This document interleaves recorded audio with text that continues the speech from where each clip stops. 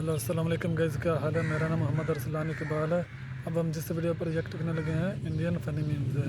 अगर आप मेरे चैनल पर नए तो आप मेरे चैनल को लाइक और सब्सक्राइब कर देना। A flashback. भाई ये वो संजय गुप्ता है ना, मतलब 3 days later. कि ये मुर्दा कौम हो जाएगा अगर वंदे मातरम बोल देंगे तो। और ये सब वाला खुद बोला ऐसा। हम लोग पब्लिक खड़े हैं, हम लोग आम। मैंने क्या बोला सुन रहे हो? ठीक है, ऐसा मैंने क्या बोला सुन रहे हो? आप एक बुजुर्ग लोगों को जलील कर रहे हैं। चला के बात करो, कैमरे पे हिम्मत है तो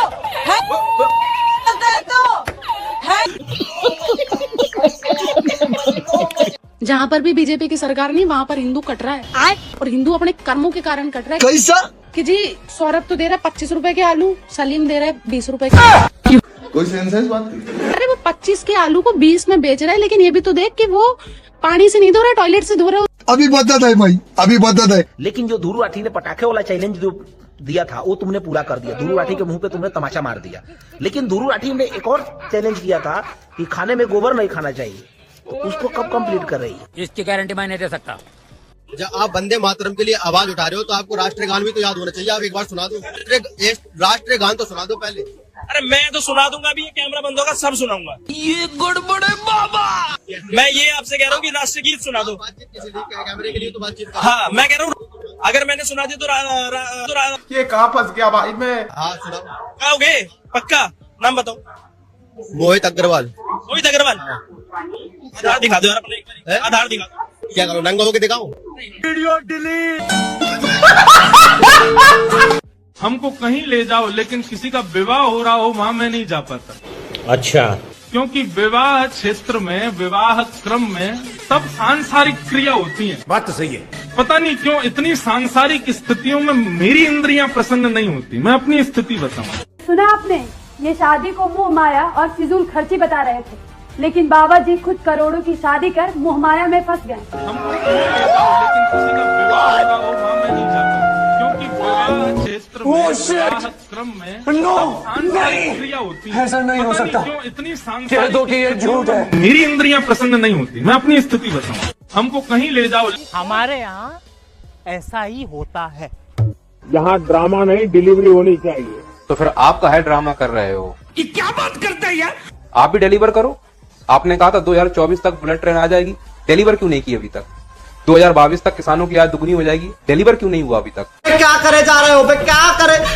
2024 में सभी को आवास मिल जाएगा, डिलीवर क्यों नहीं हुआ अभी तक? गंगा स्वच्छ हो जाएगी, डिलीवर क्यों नहीं हुआ अभी तक? क्या तकलीफ है इनको? 2 करोड़ रोजगार मिल जाएंगे, डिलीवर क्यों नहीं हुआ अभी तक? 2025 तक 5 ट्रिलियन इकोनॉमी बना देंगे, डिलीवर क्यों नहीं हुआ अभी तक? जोर जोर से बोल के लोगों को स्कीमें बता दे। 100 स्मार्ट सिटी बना देंगे, डिलीवर क्यों नहीं हुआ अभी तक? हमको कुछ नहीं पता। ये वो इंटरव्यू आपके सामने आ रहा है, यकीन मानिए ये वो इंटरव्यू आपके सामने आ रहा है जिसमें पहली बार ऑन रिकॉर्ड प्रधानमंत्री ने कुछ भी नहीं बताया होगा जैसा ये बोलने की कोशिश कर रहा है। 5 लोग बैठे हैं इस इंटरव्यू में मोदी जी के साथ, एंड ट्रस्ट मी, एक की भी हिम्मत नहीं हुई कोई एक सवाल मणिपुर पे पूछ ले, लद्दाख पे पूछ ले, रवन्ना पे पूछ ले, कितनी सारी चीजें। आपने आपकी पूरी यात्रा में बहुत सारी कठिनाई का सामना किया है। फिर से आ गए रे बाबा। ऐसी हालत में भी आप टफ डिसीजन लेते हैं, कैसा कर पाते हैं? अरे मुझे चक्कर आने लग गया। अब आप इतना ट्रैवल कर रहे हैं, दिन में 5, 4, 6 रैली, वो भी कोई इस प्रदेश में तो कोई दूर दूसरे प्रदेश में, तो इस सब में आप फिट कैसे रहते हैं? कौन सी ऐसी शक्ति है जो आपको ये दृढ़ संकल्प दे रही है आगे बढ़ने? अभी बदत है भाई, अभी बदत है। एक प्रजातंत्रीय राष्ट्र में सबको अपने फायदे के बारे में सोचने की आजादी है, लेकिन हम मीडिया वालों ने इस हक से निष्पक्ष होकर सच की जबान बनने के बजाय देश के शासन वर्ग से अपना तालमेल बिठाना शुरू कर दिया। तो सरकार और मीडिया सत्ता की दौड़ में आपसी सौदा कर लेती है, तो खबरें बनती नहीं, बनाई जाती है। ये बड़ी अच्छी बात कही है। सबको पता चल गया, मीडिया बिक गई है, शर्म लग रहा है। जब भी सुसाइड करने का मन करेगा, आप एक बार इन मीडिया वालों को दिखेगा, 161वीं रैंकिंग पे खड़े होने के बाद भी मेकअप पोत के आते हैं सब। अगर आपकी रैंकिंग 183 के बीच में 161 हो जाए, आप लाजे गांव ना जाएंगे। चढ़ के चिल्लाता है नंबर 1 चैनल भारत में। अगर कोई मीडिया ये कहता है कि हम नंबर 1 है, मतलब चौपट करने में कौन है? तुम ही है। मोदी जी को देख रहे हैं तो एक आध काम बताइए जो पसंद आए हो आप। राशन फ्री में मिल रहा है और आज का है। इस बार बटन ऐसा दबाना कि तुम्हारी आने वाली पीढ़ी और तुम्हारा परिवार 5 किलो राशन के लिए लाइन में ना लगाओ, बल्कि नौकरी की लाइन में लगाओ। जानते मोहम्मद रसूलुल्लाह जानते वंदे मातरम नहीं जानते? हम नहीं जानते सर ये जानने वालों के लिए तो पाकिस्तान बना था। चले गए वो लोग, हम भी चले जाओगे। देश से मतलब नहीं। अरे जाओ यार, क्यों मगज खा रहे हो? खामूंगा फॉर्म भरवा रही हूँ। फार्म भरे जाने। मैं फॉर्म की बात नहीं कर रही हूँ ना सर। जाइए आप, चलिए खड़ी हो। हाथ क्यों लगाया? क्यों इंदिरा गांधी? हाँ क्यों? आपका कुरान इजाजत देता है महिला को हाथ लगाना। अभी बदत है भाई। अल्लाह अकबर बोलने को किसने कहा? अंकल ने कहा। किसने? अंकल ने कहा जो यहाँ भाई ये वो संजय गुप्ता है ना। आपका नाम क्या होगा सर? तो नाम जान के क्या करना? आप नाम नहीं, मैं तो नॉर्मली आपसे बात करना चाह रहा हूँ। मैं तो उसको नाम बताऊंगा, तो बहन का रिश्ता करवा। कैसी लगी? गजब बेइज्जती है। अगर हुमायूं कबीर ही सही, अगर वो बाबरी मस्जिद बनवा रहे बोल तो आप लोगों की भी लाइन तो यही है ना कि बाबरी मस्जिद शहीद की गई, वो हमेशा जिंदा रहेगी, हम भूलेंगे नहीं। ये सारी बातें तो आप लोगों की भी है। तो आप लोग अगर नहीं बनवा पा रहे हैं, वो बनवा रहे हैं, तो वो आंखों में इतना क्यों चुभ रहा है? अभी बदत है भाई। नहीं, मसला ये है कि मसला ये है मैडम कि हमें तकलीफ छोड़िए, आपको खुशी क्यों है? आप हुमायूं कबीर के साथ क्यों हैं? आप लोग तो बाबर से नफरत करते हैं। ये कहाँ फंस गया भाई मैं? आप हुमायूं कबीर की थी पहले क्यों? नफरत ही है उससे। तो आपसे सवाल पूछ रहा हूँ देश के ऊपर जिसने आक्रमण करके यहाँ नेस्ता नाबूद कर दिया हमारी परंपरा, हमारी संस्कृति को, उससे नफरत है। छिपाना क्यों है आसिम वकार साहब? इसमें छिपाने जैसी कोई बात नहीं है। आपको गलतफहमी नहीं होनी चाहिए। हुमायूं कबीर की ये गड़बड़े बाबा। पूछता है भारत मोदी सरकार क्या करे? फिर तनाव आ गया। पूछता है भारत, आज भारत के हर एक एयरपोर्ट में हाहाकार है। सिचुएशन इतनी खराब है कि बस अड्डे और रेलवे स्टेशन से ज्यादा खराब सिचुएशन आज एयरपोर्ट पे है। मुझे क्रेडिट नहीं चाहिए। एक तरफ मोदी सरकार कहती है हमने ये कर दिया, वो कर दिया, बड़े बड़े एयरपोर्ट बना दिए, पर क्या हुआ? इस सज्जन को क्या तकलीफ है भाई? ये विजुअल देखिए दोस्तों, ये सिचुएशन है आज भारत के हर एक एयरपोर्ट में। इंडिगो ने कह दिया 2 दिन से प्लेन नहीं चलाएंगे, सुनियोजित तरीके से उन्होंने। पूछता है भारत क्या तकलीफ है इनको? बवासीर। महाराज जी मेरा एक क्वेश्चन था। ठीक है। ऐसे सच बोल के जीना चाहिए कि झूठ बोल के जीना? सच बोल के जीना चाहिए जी। अच्छा ये बताओ, झूठ बोलना सही है क्या? मेरे हिसाब से सही है। कैसे? मान लीजिए महाराज जी, मैंने आज से 20 साल पहले एक हत्या की। एक हत्या की, हम मजिस्ट्रेट साहब के सामने सच बोल देता तो मुझे लंबा टांग देते। बात तो सही है। फिर क्या किया आपने? मैंने पहले तो सच बोला घर वालों को छुड़वाने के लिए, फिर बाद में झूठ बोल दी। तो फिर आपको सच ज्यादा फायदा दे पाया कि झूठ ज्यादा फायदा दे पाया? मेरे को तो साथ झूठ ने ज्यादा फायदा दिया, लेकिन मेहनत बहुत करना पड़ी। हिंदू कह रहा है कि मुसलमान की जनसंख्या बढ़ रहा है, बहुत तेजी से बढ़ रहा है भैया। इनके 7, 8, 9, 10, 15 बच्चे होगा भैया। तुम भी कर लो। नहीं, हम नहीं कर पाएंगे भैया। गुरुजी हम काम के वास्ते कभी भी निकलते हैं रोजी रोटी के लिए, पर भटक के फिर घर चले जाते हैं बार बार। हाँ तो काम करके घर ही तो जाना चाहिए, पड़ोसन की तरफ जाओगे क्या? काफी लोग ये कहते हैं कि मास्टरबेशन करने से आपके शरीर में प्रोटीन कम हो जाता है।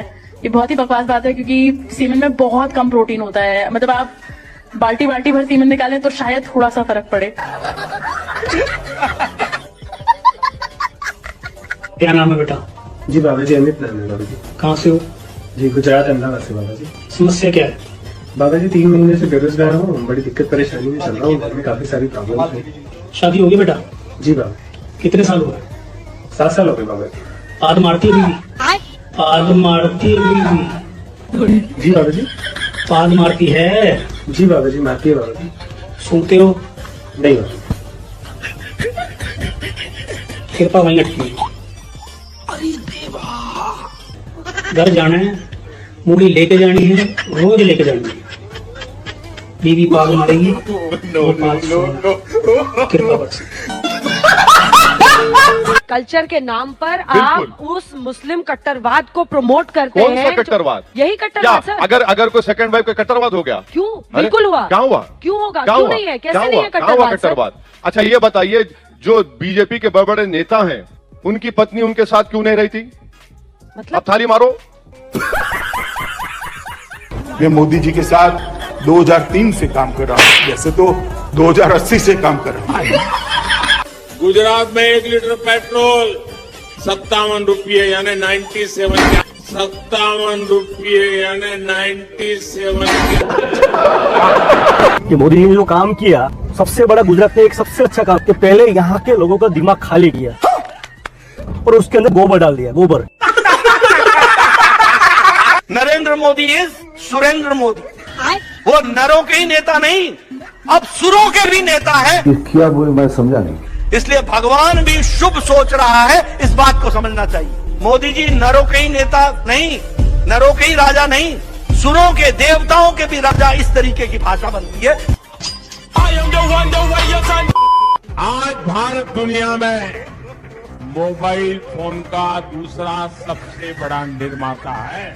अभी बदत है भाई, अभी बदत है। पिछले 9 सालों से झूठ बोलकर और अपने जुमले सुनाकर सरकार चला रहे हैं। अब आप बताइए, आपने कितने लोगों के हाथ में made in India mobile phone देखा है?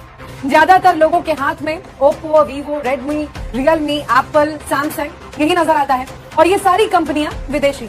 तो आखिर भारत में बनने वाले फोन जाते कहां? बात तो सही है। क्या Modi ji made in India mobile phone इस्तेमाल करते हैं? हमको नहीं पता।